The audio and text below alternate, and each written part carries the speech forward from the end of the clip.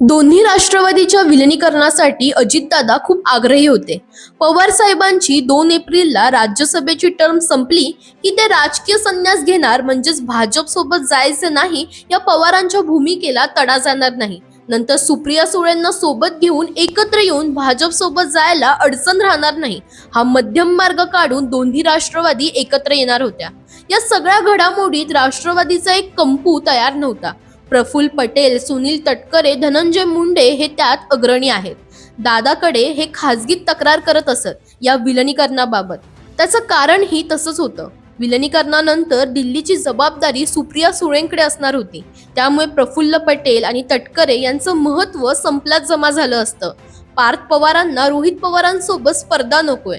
धनंजय मुंडेंनाही जयंत पाटील, जितेंद्र आव्हाड असे सत्तेत वाटेकरी नको होते. आता दादा गेले, हे ज्यांना व्हावं वाटत होतं ते गेलेत, आणि ज्यांना हे होऊ नये असं वाटत होतं त्यांच्या ताब्यात सगळी सूत्रं गेली आहेत. काल त्याचसाठी घाईत मुंडे, मुश्रीफ मुख्यमंत्र्यांना भेटले. सुनेत्रा पवारांचं नाव पुढे आणण्यात आलं. विलिनीकरण करण्याबाबत फक्त शरद पवार गटाचे नेते बोलतायत. अजित पवार गटात कुणीही अजून बोललेलं नाही. आता विलिनीकरण आणखीन कठीण झालंय.